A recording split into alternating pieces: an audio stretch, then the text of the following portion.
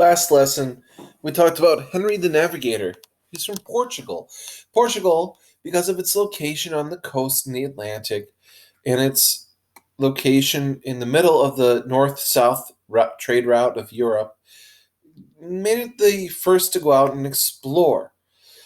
This lesson, we'll talk about some other countries. Spain concentrated most of its exploration and colonial efforts on the Americas rather than Asia, as Portugal had. The one Asian colony that Spain established was in the Philippines, which the explorer Ferdinand Magellan discovered and claimed in 1521. The Spanish established their capital in the city of Manila, and the people there became largely westernized and Christianized under the rule of the Spanish. This is the Philippines, or a Spanish colony. The countries of Northern Europe, that's England, France, and the Low Countries, such as the Dutch, took longer to begin exploration in the Indian and Pacific Oceans.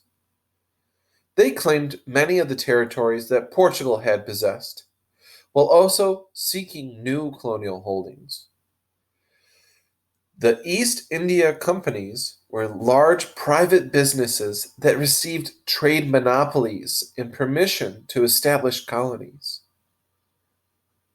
These companies not only controlled trade routes, but often administered colonial possessions on behalf of their investors or their home countries.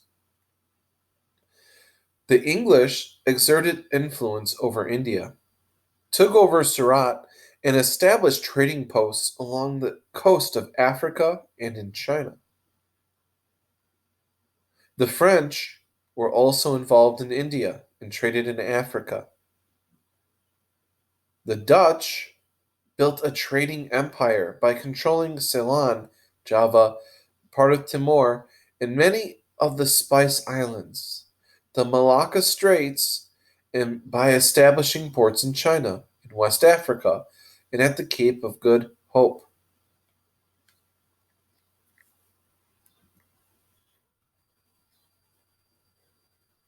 As the English and the Dutch became involved in Asian trade, they began to establish trading companies known as joint stock companies.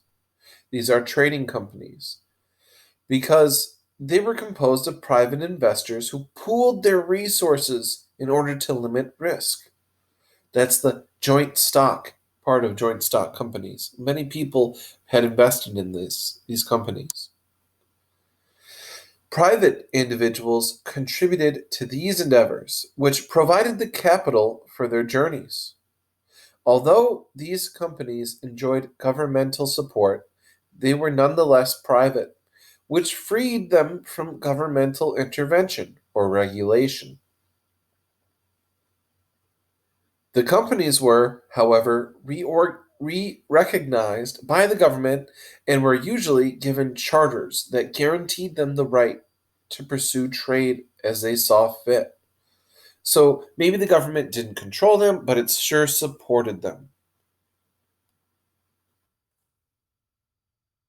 Unlike the Spanish, who sought both to trade and to spread Christianity in the Philippines, the Dutch solely were solely interested in trade. Jan Pieterszoon Koen founded a port to facilitate Dutch trading in Java, particularly for spices such as cloves and nutmeg.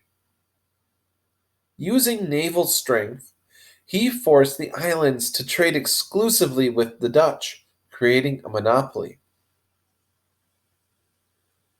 In some places like Java, the Dutch exerted direct control, but in other places they were able to maintain a virtual monopoly over the spice trade by agreeing to support various leaders and their regimes in exchange for exclusive trading rights, which would be indirect control. When you allow the colony to govern itself, as long as they recognize your authority, it's indirect control. That'll complete our short lesson today.